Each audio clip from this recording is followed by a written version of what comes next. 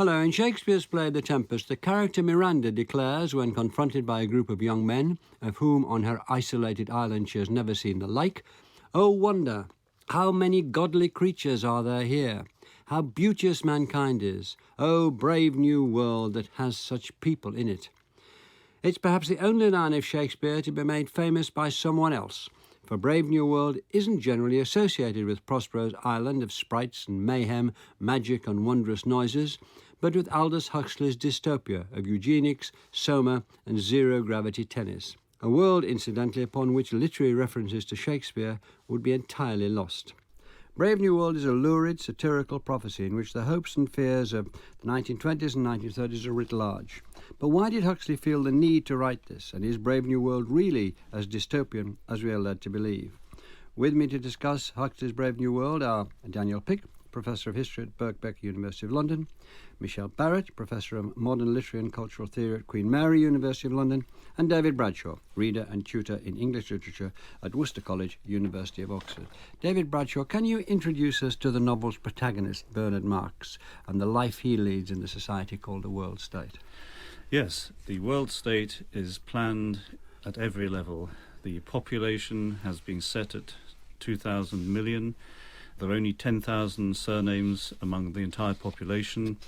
Everything's organised through biological engineering, infant conditioning, hypnopedia, Podsnap's technique, and the rest of it. So it's extremely conformist. However, there are two exceptions to this rule. There are two dissidents in the novel. One's called Helmholtz Watson, and he's a kind of typical Alpha Plus beefcake. He's got a big chest, big shoulders, but he's just become dissatisfied, and in a kind of debonair way, he's looking forward to exile. And the other person we come across is Bernard Marx. He's an Alpha Plus, but he's also 8 centimetres shorter than he should be, so he looks like a Gamma. So he's got an inferiority complex, and horror of horrors, he enjoys the Lake District. He enjoys silence. He enjoys looking at stormy seas. He's a romantic. He's a malcontent. Everything about the World State, even though he works in the Psychology Bureau of the Central London Hatchery and Conditioning Centre, has got to him. And it's through him that we encounter much of the World State. I understand the Brave New World started life, or it's difficult to know where it fermented in the first place. We can go back as far as we want in the life of Aldous Huxley, but let's start with it being a satire on California.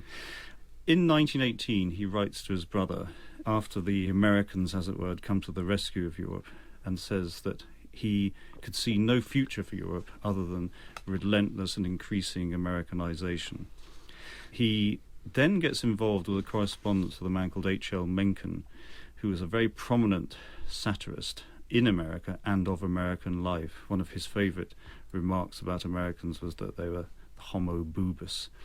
And he hones his skills as a satirist through reading Mencken's writings. So I think he'd always wanted to go to America to meet Mencken. And in 1926 he goes on a world tour and lands in San Francisco and takes the train down to Los Angeles. And with Charlie Chaplin and another friend called Robert Nichols, they go to the movie studios. And he talks about the way the director insisted that the starlet produce more pep. He wanted more pep in her performance. He reads in the newspapers of these charismatic sects where the Reverend this and the Reverend that, accompanied by jazz and lots of razzmatazz, were going to have the equivalent of their community singing. And he sees on the beaches and in Hollywood Max Sennett's bathing beauties, and he then uses a phrase from T.S. Eliot's Whispers of Immortality, that these girls give promise of pneumatic bliss. And that's why Lenina Crown, in the novel, is such a sort of a typical Californian girl. When she says in her desperate and desperately funny attempt to seduce the savage, "Hug me till you drug me, honey," that honey is emphatically Californian. So we can talk about early stirrings anyway to do with America and California. And just to fill in about Aldous Huxley himself a little, he went to Eton, he had a terrible eye disease from the age of 16, which left him half blind, but nevertheless he went on to Oxford and got a first in English, and set up as a writer almost immediately afterwards. Well connected, wrote novels about the society at Garsington and so on. Daniel Pick, the opening scene in Brave New World describes in very close detail the bottling plant in which human embryos are developed. What are being produced are, let's call them human beings, but they're alpha, beta, gamma, delta, epsilon, 5 or 6 gradations of human beings. Can you explain the society that is being aimed for in these bottling plants? Really, I mean, efficiency of production, that everything will be geared towards minimising discontent and stability. Rebellion, ensuring stability, uniformity, homogeneity, and all of this is going to be produced both through the biological interference or mechanisation, but also then through social conditioning. So it's a sort of double process of ensuring that everyone fits their social role without dissent. I think the bottling plant and the beginning of the novel very much pulls together a whole set of concerns about biology and reproduction and the question of how far the state ought to interfere in natural reproduction, what Charles Darwin had called, natural selection. And I think that's a major preoccupation that runs through the novel, but in a way that pulls together a whole set of anxieties that had been there really throughout Huxley's lifetime. And of course his grandfather, Thomas Huxley, had been known as Darwin's bulldog, was Darwin's right-hand man in promulgating the idea of evolution. But increasingly in the late 19th century, people came to argue that maybe the state needed to take a role in orchestrating reproduction. How influenced was Huxley by the eugenic ideas of the time? Another relative, Francis Galton, had proposed and popularised them and stood by them, and a lot of people took them very, very seriously. Yeah, I mean, Galton was Darwin's cousin, and in 1883 he coined this word, eugenics, to describe this sort of proposed science of racial reproduction to ensure fine offspring. Galton looked at the Victorian city and the people who were reproducing most and was horrified. Because according to Darwin, they were the fittest, but this was often the underclass or people he saw as undesirable, the residuum of the city. And he comes to argue that you shouldn't just leave it to kind of laissez-faire, but really that you needed to ensure that the right people had children. Sure. And I think Huxley is caught, in a way, again, in a very, very ambivalent place about this whole theme, that on the one hand, he's also extremely concerned about overpopulation and the free-for-all, what's happening to the world. And at the same time, there's this kind of nightmarish horror of this orchestrating of reproduction. And the way this reproduction is being organised is that you get tens and tens of thousands of gammas, all exactly the same, born on the same day, looking the same, acting the same, and being prepared to do the same things. Well, yeah, I mean, I think it links a bit with what David was saying, that on the one hand, the first kind of set of problems is European or even English, which is to do with eugenics, social Darwinism, degeneration. But I think he quite deliberately Americanizes the novel, California, but also of Ford and production lines, and that's a sort of theme that runs through the novel. Ford is important to him, isn't it? Ford, who introduced heavy industrialization of the car industry, and history is bunk and tradition doesn't matter.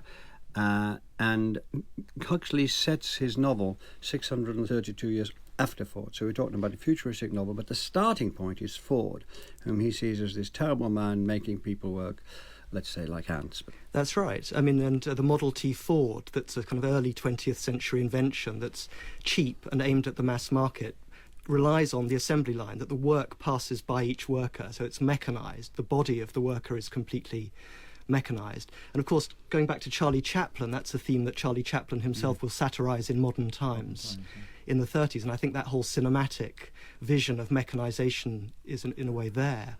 So we've got these alpha, beta, gamma, delta persons, and then outside that we've got the savage reservations, Michel Barrett. Bernard Marx, who David introduced us to at the beginning of the programme, makes a journey to this reservation, one of these reservations. Does he see it as a better way of life inside the book? No, I don't think so. Lenina, who accompanies him, is absolutely horrified by it because, first of all, they encounter a very emaciated old man, and of course on the New World you get polished off when you're 60 and never deteriorate, so they're upset by that, and they see a breastfeeding woman and they see dead dogs and so forth. And you definitely get the impression that all the worst side of this culture is being presented in the novel. And no, Bernard doesn't see it as any kind of redemptive space.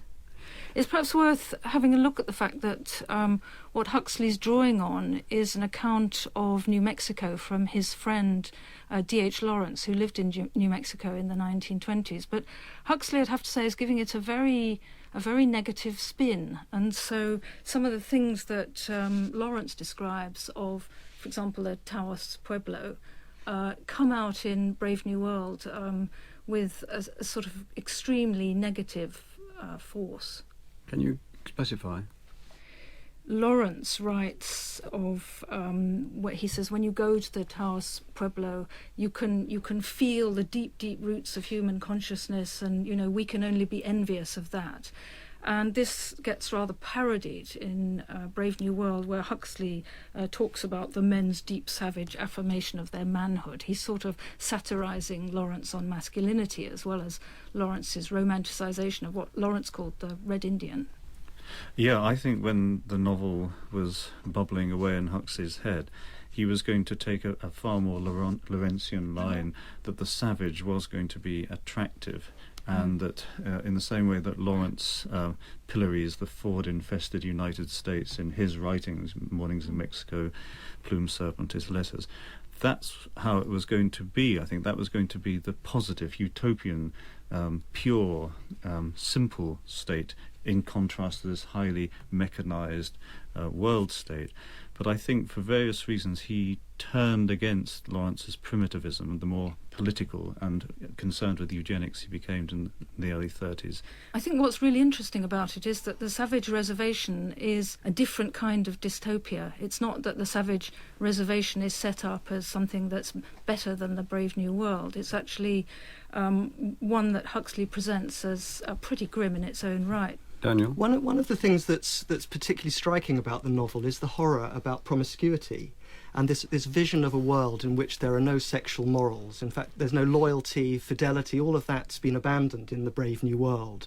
And in fact, promiscuity is required. It's insisted upon. And to have a kind of dedicated relationship, to a monogamous relationship... Even of 4 months in one case. Yeah, is seen as is a kind of pornographic scandal. And I think he has Freud in his sights there, but also other people like Havelock Ellis. And I think that's a very interesting thing. And I'd be interested in what the others make of that. Yes, well, what Huxley's done is abolished the family at one stroke, simply with the bottling plant. And we're told that the idea of having a mother was an obscenity, and later on in the book... one chap has to actually resign because he's completely humiliated to discover that, in fact, he'd fathered a son by the traditional route. So he's abolished biological parenting, biological reproduction.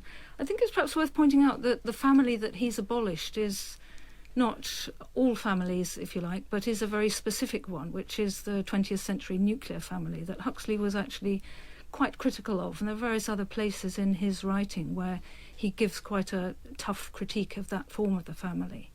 He's very dismissive of it, isn't he? Take an inadequate male and an inadequate female and 3 small television addicts, put them in a 4-bedroom place for 15 years and let them stew. In other words, what have we got at the end of it? He does indeed, yes. He actually says that in Island, his much later book, but there are some echoes of that in the way he describes a very claustrophobic type of nuclear family in Brave New World. David Bradshaw, at the top of this society is one of the, I believe, 10 world controllers. This one is Mustafa Mond, but he has his origins in someone who ran the ICI factory in Billingham in the northeast of England. He did. As 1931 unravelled, Huxley became, I believe, less inclined to satirise and more inclined to prescribe how society should be. He became an ardent advocate of planning. He went to Billingham, he saw the ICI plant, which one would have thought might have appalled him, but in fact he was ecstatic about its clean, organised, utopian feel. And Mustafa Mond's deep, resonant voice in the novel becomes more and more dominant. And what does that voice say? Because Huxley also makes him a rather attractive figure to Huxley, because Yes. he has a secret library, and Absolutely. secret library in which there are books by Shakespeare. Well, he's all, and yeah, so- I agree with Melvin. He's a sort of a high modernist figure. He has his secret supply of banned books. He's a censor, but he's also somebody who voices exactly the same ideas that Huxley writes in his non-fictional work. That is, that stability is the most important thing. Without stability, there's no civilization. That any form of order is better than chaos. These kinds of sentiments, which the world controller impresses on Savage, who in the end is just rather sort of open-mouthed. He isn't given the words by Huxley to intervene and to speak against what Mustafa Mond's saying. These sort of views are very much associated with Huxley's broadcasts and writings in 1931, and they are given to Mustafa Mond, who becomes a very persuasive figure. Just to point out that John Savage and Mond have an argument towards the end of the book, and as you were saying, Mond has much more decisive He's got all the aces. Yes. Yeah. I just wanted to, in a way, link up perhaps the last 2 points, that the kind of world of New Mexico and this sort of primitive, I think it's cast as a sort of primitive world of fetishes, of totems and taboos, of violence, of a kind of primitive religion. That's satirised, but so too is the world that has lost religion in the planned Brave New World. And one of the secret books is the philosopher William James's Varieties of Religious Experience. And this is a world, on the one hand, that's sort of disenchanted everything, that there's to be no religion and no illusion, and on the other hand, everyone's in this sort of comatose so-called happiness, where they have to take pills to avoid feeling any distress or anxiety or discontent. And I think, in a way, what salvages the novel in some way from just being a sort of snobbish elitist looking down at the masses is that no position is really very comfortable. So any of the positions that get set up, whether it's to be atheist, religious, elitist, to popularise a culture, any of these positions gets kind of gets pulled apart. Yes, well, I was just going to come back to you, though, on whether Mustafa Mond has all the aces, because I read that conversation between Mustafa Mond and John Savage as much more contradictory. And I think that what emerges through that whole conversation is, if you want stability, you can't have art. If you want stability, you can't have religion. If you want stability, you won't have horrible diseases like syphilis and cancer. And in the end, there's a sort of showdown, and John says, "I claim them all." And actually, I find that quite a moving moment in that conversation. So I don't think Mustafa does win hands down. Can I come back to something you said earlier, David Bradshaw, and that's that quotation, "Any form of order is better than chaos." I believe he said that in a BBC interview. And the book, one of the things it plays on, one of the many things it plays on, is the tension between individual freedom and social stability. Now, can you talk to that for a few moments? Following the Wall Street crash of 1929, the ramifications, Huxley observed them for himself. He went to the Durham coalfield. He went to the industrial Midlands. He saw vast numbers of people who are unemployed. He then observed what he called Parliament twaddling.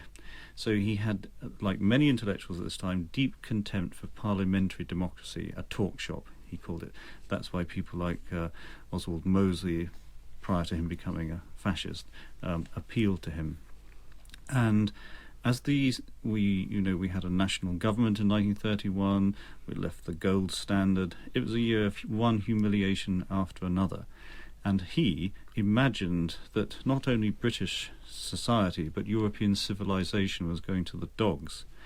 And the authoritarian tendencies that you observe in all his writings through the 20s, where he talks about hierarchical states, aristos, rule by the best, all this came to a head, I think, in the 30s, where in his broadcasts and writings he's advocating the state use of eugenics, the state use of hypnopedia, propaganda. And I think he was prepared to countenance these things, but he was conscious that the downside was that individual liberty would probably suffer, but he thought that was a price worth paying. briefly. When he looked back on the novel from the 1950s in an essay he wrote called Brave New World Revisited, I think he felt a certain embarrassment about the degree to which he'd got caught up with these more sort of fascisty ideas. And he pointed out that he wrote it was before the Third Reich came to power, and he didn't know the full horror, or felt he didn't know the full horror of what was going to unfold. And in that respect, he contrasted his own novel with George Orwell's 1984, which was written after the Second World War. Do you think, can I carry this on, Michelle Brown, that the intellectuals at the time, there's that book by John Carey which points this out in many ways, the intellectuals, Huxley's clique anyway, and perhaps was a big clique and an important clique, did find something about the rest of the population, the mass of the population, that would be better off manipulated and put in various moulds.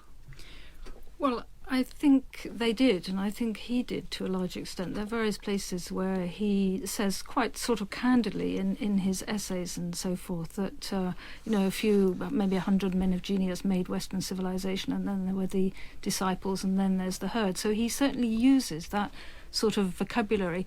I was actually just going to push in a slightly different angle to what David said about chrome yellow, because it is very interesting that some of the very basic ideas in Brave New World, the gravid bottles and the completely divorced from love sexual behaviour are all there in Chrome Yellow, and that's very much a book that's written in response to the First World War. It came out in 1921. And in the First World War, what we have, which Huxley commented on, is a whole set of state interventions into civilian life. So there's censorship, the censorship, propaganda, the Defence of the Realm Act, the Secret Service, a press bureau, which people used to call the suppress bureau, and so forth. So there were lots of forms of increasing control of daily civilian life that were built up during the course of the First World War and not rescinded when it ended. And so Chrome Yellow, as an immediately post-First World War book, is drawing some of those historical themes in, which are later reprised in Brave New World. Daniel Pick, one of the fascinating things about this book is to contrast it with 1984 Orwell's book, and Huxley taught Orwell at Eton for one term, taught him French as I understand it. And Orwell's book, which we needn't dwell on, but is based on fear. It's driven by fear. The society is driven, it's intimidated, everything.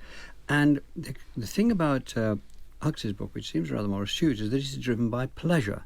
If you give people enough pleasure and freedom from pain as well as active pleasure, they will give up or pass by freedoms. Can you develop that? Well, it just reminds me that the French writer Barthes once commented on fascism, that fascism doesn't just involve prohibition and fear, but it involves inciting people to say yes, that they have to be sort of joyously involved to give a sort of positive identification with what's going on. And I think the novel is very prescient in looking at how this very controlled society does produce a sort of pleasure and an identification with the society, not simply through, like I think in 1984, it's much more through fear and intrusion, whereas Brave New World is a very hedonistic society in which people, in a way, say yes to it, and the way in which that's sort of manipulated through conditioning, through propaganda, is all, I think, very much part of the novel. And he's very interested. I mean, that period in which he's writing is one in which the psychology of advertising and the control of mass behaviour is really a kind of talking point. Some of the lower down the range, I can't remember, Gamma or Deltas, we see them at the very start of the novel being trained they get electric shocks if they like flowers, or if they want anything to do with beautiful things in a book, the lovely paintings in a book, they're shocked away from it, so they do not want it. So they're conditioned to want and not want. That is the governing factor about most of the people in Brave New World. Would you like to carry that on, David Bradshaw?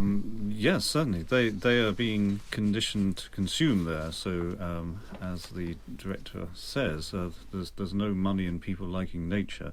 What we want to do is to get out there and consume things and build obstacle golf courses at Stoke Poges, and that involves construction and generates money for the economy. So I think this is one of the ways in which the book's very They tried sending people out in nature and it didn't work, was that it?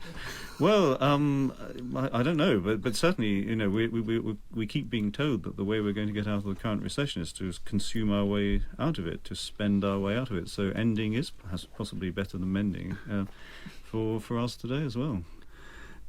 His idea, his attack on excessive consumption, which of course is what people are driven to do in Brave New World, and ending is better than mending, as you've chucking stuff away, not buying things to last is better than keeping them going. That's happened very swiftly in my lifetime. I'm older than you a lot.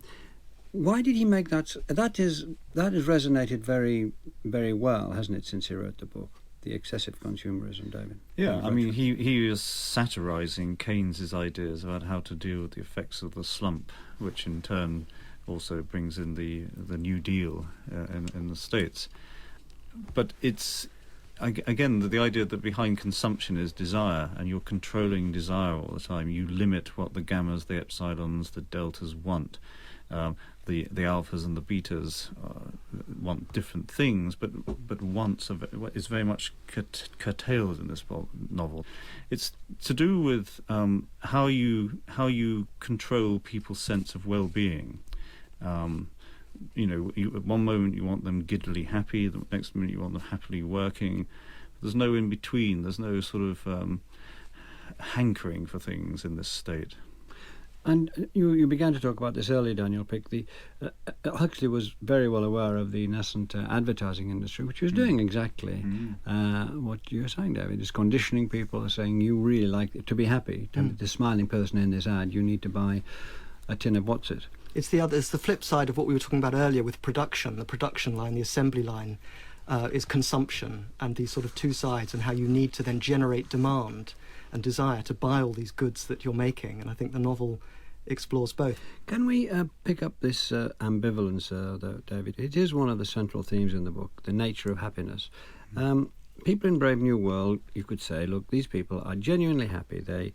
Even these semi-moronic epsilons, they don't fear death, they are removed from pain, they're educated when they're asleep, and so it goes. They know exactly where they are in society. A lot of people would say, well, that's not a bad life. Well, it's a very limited life, isn't it? It's a life that seems horribly restricted to us. The epsilon minus semi-morons, as far as I can see, they have two jobs in the novel. One is to operate vacuum cleaners, and the other is to operate lifts. And the only reason they have... to play the devil's advocate, for people operating vacuum cleaners and lifts nowadays who were promised you will have no pain, you will not be in any pain whatsoever when you die. Whenever you feel like a good experience, I've got a pill that will give you a good experience, they still might say, I'll have a think about this. Well, certainly I think hedonism is extremely attractive to a lot of people because it is the opposite of the misery of life for most people. I just think that it slightly challenges the idea of this being entirely a dystopia. Because in a way, I turned it down for a moment, in a way people would say that we are trying to make death as painless. I think feebly and inadequately and patchily and so as painless as it was, as it is 600 years on in Brave New World. I think if you put everything together, Melvin, it's far more of a utopia than a dystopia. I think it's misrepresented as a dystopia. Well, that's interesting. That you think that. And 1984 are clearly projections of an horrific future where force and violence and torture is endemic. That's a lot of the elements of, I agree with what Michelle's been saying, but a lot of the elements of the world state are things that Huxley approved of. I want to come back to the dystopia nonetheless. Daniel Pick, it's. I mean, I think this happiness theme, partly it has a very contemporary resonance when lots of people are talking about happiness as it ought to be a guide to economic policy.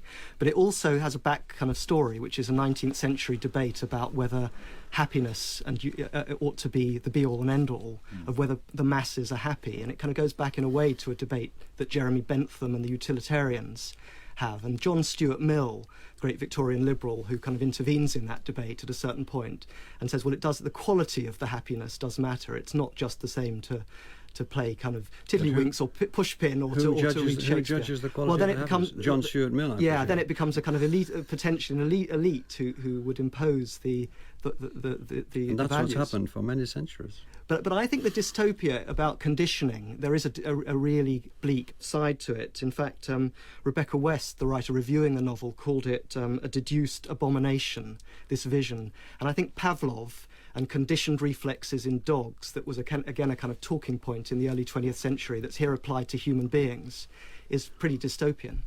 Michelle. Well, I was just going to come in and say that, a slightly different way of thinking about it is to just say rather basically, this is a work of fiction. And one of the things that Huxley does a lot of the time, which causes some sort of misinterpretation, is he'll create a character that's got some ideas from somewhere and some characteristics from somewhere else and just put them on legs and start them walking. And you can't necessarily read off his own attitudes. And I think one way of thinking about this is to look at how relativist he is. And I was looking at The Jesting Pilot, which I know you've been talking about, David, and he's terribly interesting when he's come away from India, and he says if you look at India from a European point of view, you think, oh, the spirituality is wonderful, but when you get there you think, oh, it needs drains and machines and the minimum wage. And so he's articulating a relativist position about these things, and I think that comes through in Brave New World.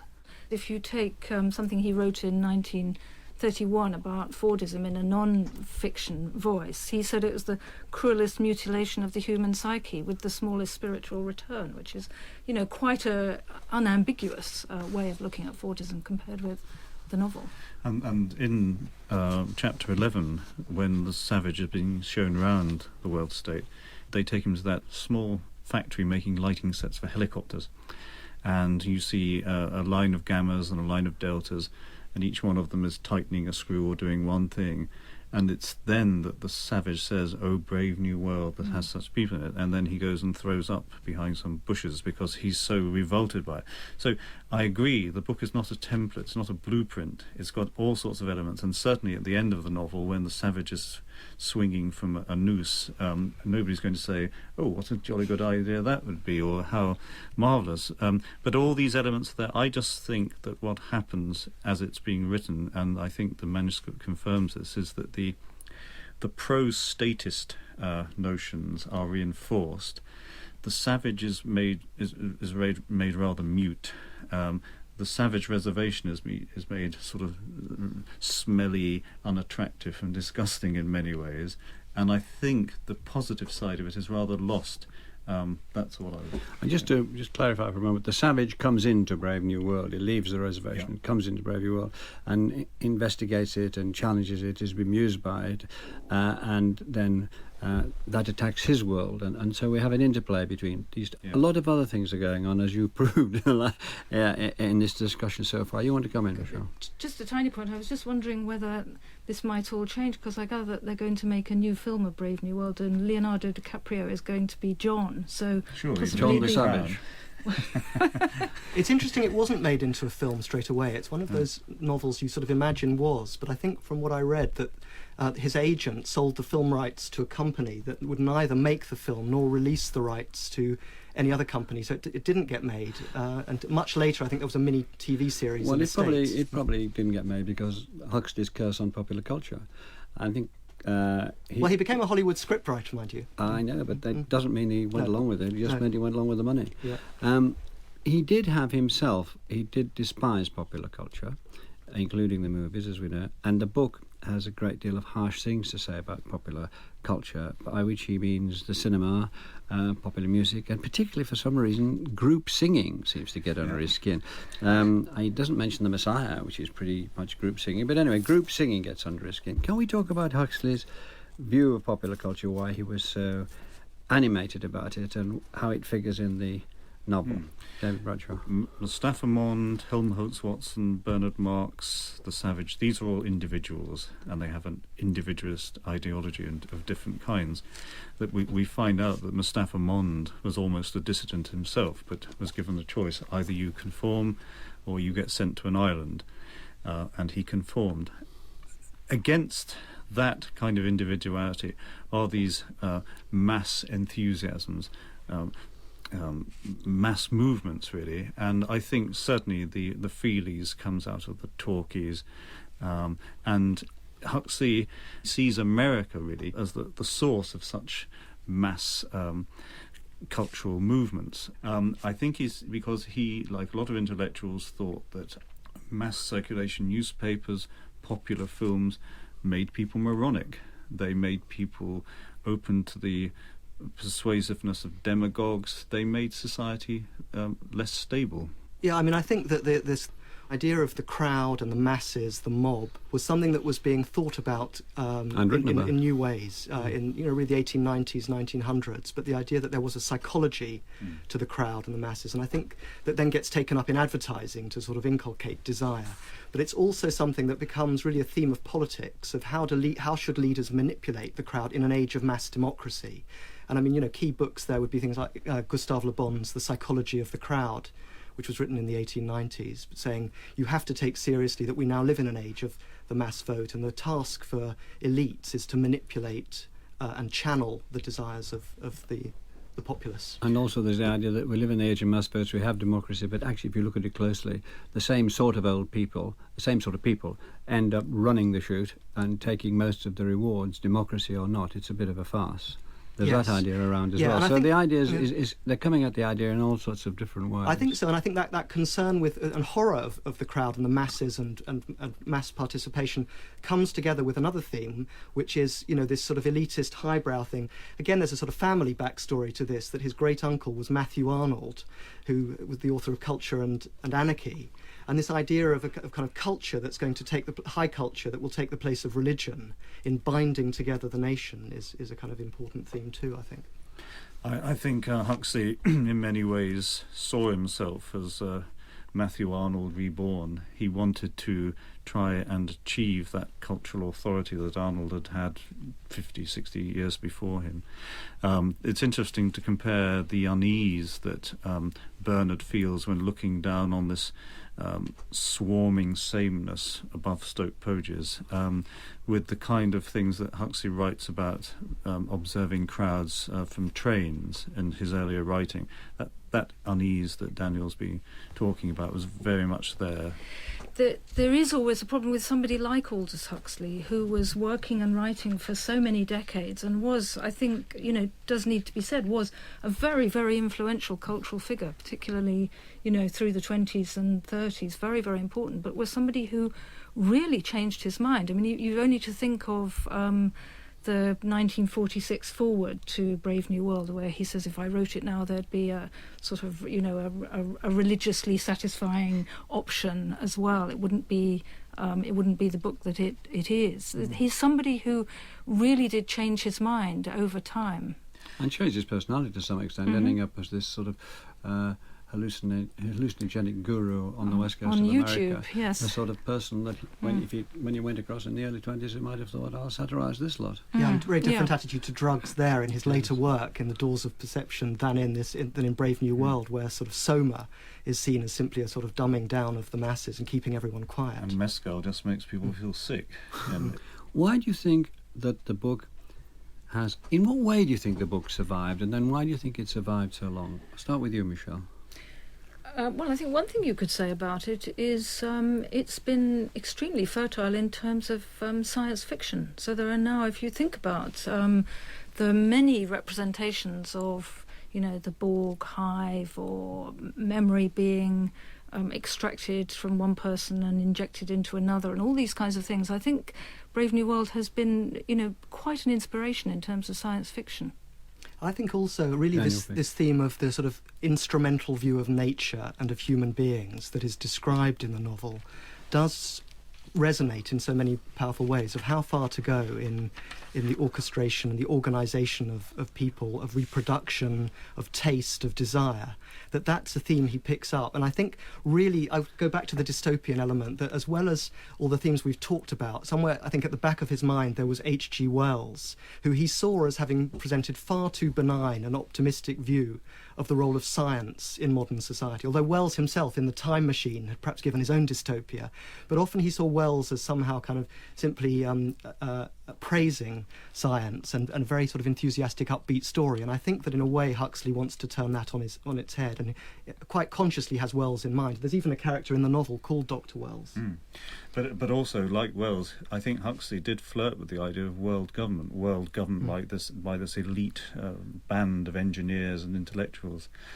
To answer your question, I think our society has become more and more preoccupied with how we begin life and how we end life.